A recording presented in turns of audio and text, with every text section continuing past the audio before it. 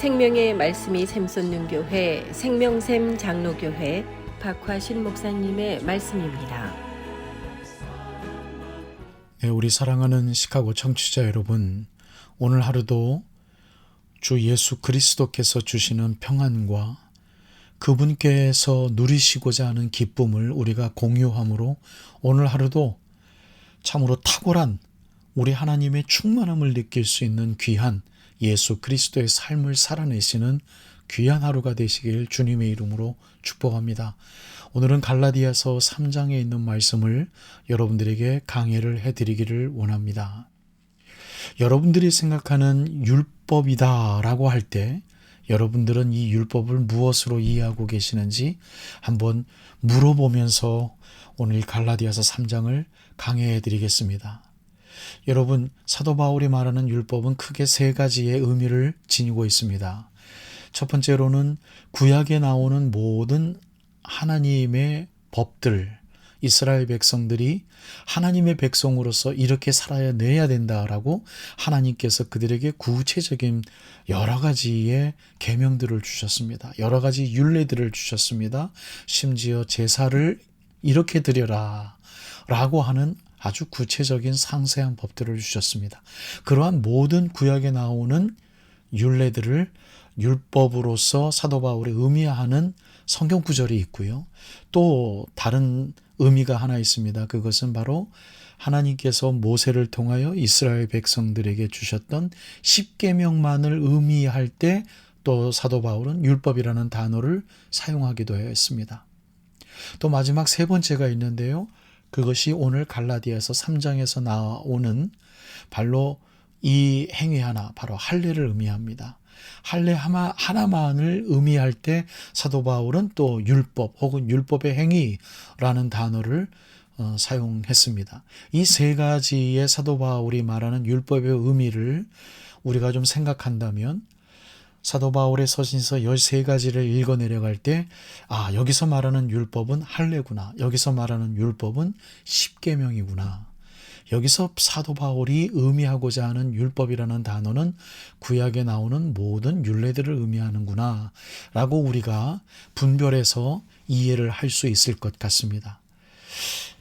제가 여러분들에게 말씀드린 첫 번째 이 할례 행위가 바로 갈라디아서 3장에 나옵니다. 여러분, 우리가 모두가 잘 알고 있듯이 이스라엘 백성들에게는 매우 위험한 민족의식이 하나 있었습니다. 우리는 그것을 선민사상이라고 부르기도 합니다. 여러분, 이스라엘 백성들이라고 우리가 총칭을 할 때 물론 순수한 이스라엘 백성들도 있었지만 이스라엘 백성들이 예를 들어서 출애굽을 할 때 우리는 소위 200만 가까이 되는 이스라엘 백성들의 숫자를 이야기하곤 합니다. 그 안에 순수한 이스라엘 백성들 뿐만 아니라 이방인 출신의 이스라엘 백성들도 꽤 많았습니다. 성경 말씀이 증거하기를요. 바로 그때 이스라엘 백성으로 귀화하기 위해서 뭔가 표식이 필요했던 것이죠. 그때 바로 그들이 행했던 것이 할례입니다. 즉 이스라엘 백성들이 이 할례라는 것을 이방인 출신의 다른 사람들이 이스라엘 백성들로 귀화하고자 할 때 요구했던 한 가지 행위가 있었다면 바로 할례라는 것이죠. 이것이 곧 이스라엘 백성들이 가지고 있었던 선민 사상의 표식입니다. 여러분, 이 수천 년의 역사를 그네들이 가져오면서 이렇게 중요하게 생각했던 하나님과 자기네들과의 관계를 분명하게 설정할 수 있는 민족적인 종교적인 하나의 표식, 할례, 굉장히 중요한 것이죠. 그래서 어떤 의미에서는 초대교회의 기독교회 교인들 중에서 수많은 이스라엘 백성들이 참 많았죠. 바로 그들에게 이 새로운 구원에 대한 믿음, 복음이지요. 예수 그리스도를 믿음으로 말미암아 예수 그리스도가 주님이시고 메시아이시고 그분이 또 한 분이신 하나님이시다라는 이 놀라운 믿음으로 말미암는다는 놀라운 복음에 대한 그네들의 믿음의 지식, 이것과 더불어서 아마도 이것보다도 더 중요했던 것이 초대교회의 유대교 출신의 이스라엘 백성들이 가지고 있었던 민족적인 의식이 뭐냐면 바로 할례라는 것입니다. 그래서 우리가 사도 바울이 서신서를 읽어내려다가 가다 보면 이 율법이라는 얘기가 그렇게 많이 등장해요. 왜냐하면 사도 바울이 이것만큼은 바로 잡아야 되겠다라는 것입니다. 왜냐하면 이것은 하나님 앞에서 나는 하나님의 백성입니다. 나는 하나님에게 선택받은 사람입니다. 나는 하나님이 사랑하는 사람입니다. 라는 그네들이 갖고 있는 정체성을 드러내는 데 있어서 믿음 외에 또 다른 하나의 그네들의 전통적인 종교적인 선민의식이 바로 할례라는 것이죠. 이걸 버릴 수가 없었던 것입니다. 바로 이게 너무나도 안타깝고 너무나도 마음이 아프고 한편으로는 이것만큼은 가만히 있을 수 없다 싶어서 사도 바울은 내내 편지를 쓰면서 이 율법 행위에 대해서 꾸중을 하고 경고를 했던 것이죠. 여전히 오늘 갈라디아서 3장에도 이렇게 시작을 합니다. 어리석도다 갈라디아 사람들아. 무슨 뜻입니까? 이 할례의 행위, 율법의 행위로 말미암은 구원에 대한 너희들의 확신은 잘못된 것이다라는 것이죠. 그거 버려주면 참 좋겠다라고 부탁을 하는 것입니다. 그런데 이 할례를 중요하게 생각하는 또 다른 가르침이 초대교회에 여러분 상당히 많았습니다. 우리는 이해하기 힘이 들지만 초대교회의 이 리더들 중에는 사도 바울은 그러한 사람들을 이렇게 표현합니다. 갈라디아서 3장에는 가만히 들어온 사람들이에요. 가만히 몰래 들어온 사람들. 근데 여러분, 초대교회의 교인들이 그네들을 멀리하고 또 초대교회의 리더들이 그네들의 잘못된 가르침을 교회에서 좀 쫓아내기 위해서 조금이라도 노력했다면 사도 바울의 이런 편지는 아마도 불가능했을 것입니다. 필요 없는 표현들이죠. 어리석도다 갈라디아 사람들아, 너희들 중에 가만히 들어온 사람들의 그러한 가르침을 왜 아직도 배우고 있느냐라는 이 표현은 있을 수가 없는 것이요. 초대교회 안에는 이 가만히 들어온 잘못된 가르침을 가리키고 있는 사람들이 많았던 것이죠. 바로 이 가르침을 그대로 수용하고 받는 분위기가 초대교회의 분위기였다는 것입니다. 여러분, 요즘 우리 21세기에 우리 교회에 잘못된 가르침이 과연 없을까요? 잘못된 가르침에 대해서 그것이 잘못된 가르침인데도 불구하고 무슨 이유에서인지 그것을 그냥 가만 놔두고 보는 그러한 교회의 분위기는 우리 21세기 우리 한국 교회에는 없을까요? 많이 있습니다. 우리도 그걸 잘 알아요. 그런데 왜 그걸 가만히 놔두고 있는지에 대해서 관심이 없어지는 교회의 세대가 되어졌다는 것이 너무나도 가슴이 아픈 일입니다.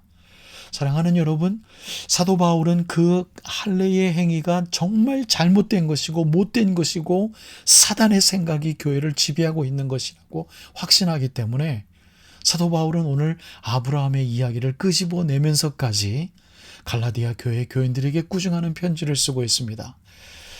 우리가 잘 알고 있듯이 아브라함에게 하나님께서 약속을 주셨습니다.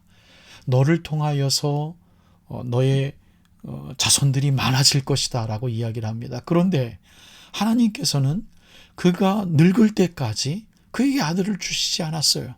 그래서 아브라함은 하나님에게 이렇게 이야기하는 것이죠. 내 몸종을 통하여서 난 이스마엘을 통해서라도 하나님 약속을 이루어 주십시오.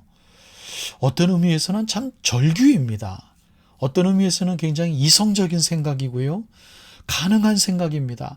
혹시 하나님께서 나에게 약속을 이루어 주시는 것이 저 이스마엘을 통해서라면 하나님 그렇게 해 주십시오.